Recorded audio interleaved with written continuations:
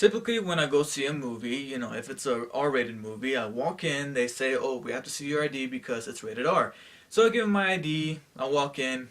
This particular occasion, I wasn't asked for my ID. They let me walk straight on through to the movie without a single peep. And I was wondering, why would they do that?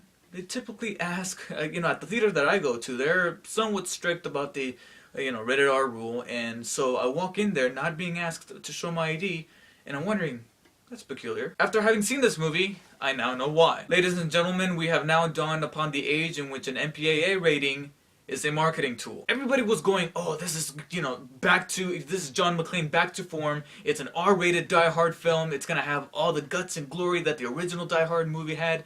It's gonna be awesome! I'm not kidding you guys. This was filmed as a PG-13 movie, only somehow in post-production they managed to twist it into an R-rated movie. There are scenes where Bruce Willis is obviously saying the word frickin', but in post-production they rendered it fuck. Throw in a little bit of CG blood, bam! We got an R-rated movie. Which is one of the biggest issues of this film, is it's a completely missed opportunity. But before we get into that, Bruce Willis is back as John McClane in the 5th installment of the Die Hard franchise. No, I'm not gonna do the die already joke, that's tired. This time he's bringing along his son to take on the Russians. So let's see, we got the North Koreans, the Chinese, and Saudi Arabia. Okay, we got 3 more ethnicities to cover. Now the plot is very cookie cutter. I mean, there's a file, there's, nuclear weaponry, there's the typical stuff. Throw in the typical villains, throw in the typical monologues, throw in the gaping plot holes, and just the sheer idiocracy of these villains. This is one of the most half-assed plans I've ever seen done by a villain ever. A sign that says, check in your logic here at the door. This is practically worn on its sleeve for this movie. Now, I admire the fact that they're admitting, yeah, that you have to completely suspend all disbelief for this movie.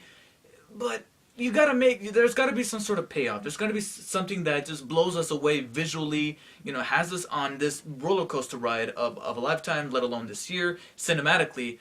This movie doesn't exactly deliver that, even though the climax, I will say, was entertaining. With the exception of that climax, I mean, the dialogue, the plot, even some of the chase sequences are all over the place. There are scenes where Bruce Willis is literally talking to himself while he's chasing the bad guys, and I'm like, who are you talking to? I mean, I'm not gonna lie. I mean, the first, let's just say the active opening title sequence in which stuff is going on in the background had me going, okay, I'm starting to feel a 80s vibe from this movie, and I'm really hoping that this is a throwback to those 80s films, including Die Hard. But no, it becomes immensely generic. Mustache twirling bad guy, nobody is able to shoot Bruce Willis with all of the firepower that they have. Radiation from Chernobyl?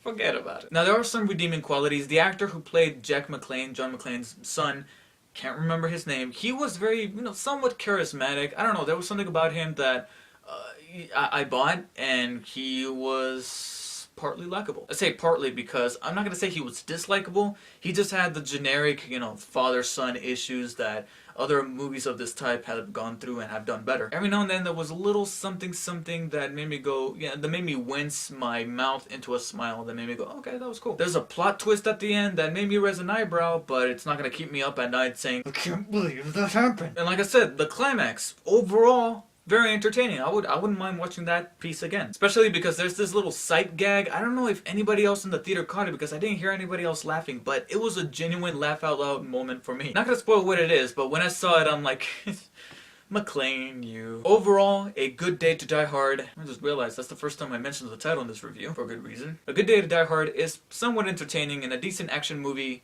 for TV. Theatrically, it is nothing more than a missed opportunity. You had the R rating. Why didn't you just pump it up? I can only hope that next time somebody will look at the past Die Hard movies and say, okay, this is what works, this is what doesn't, and this is what I can take and transform it into something that's a little more contemporary, because obviously it's not going to work in the 80s, but I can transform it into something that, it could be a throwback to both Die Hard fans, Die Hard fans, and not only make it entertaining, but one hell of a ride for contemporary audiences. But in the end, I give A Good Day to Die Hard a 6.9 out of 10, which is a D+. So an R rating, you think that yippee-ki-yay motherfucker is going to be a badass line in this movie?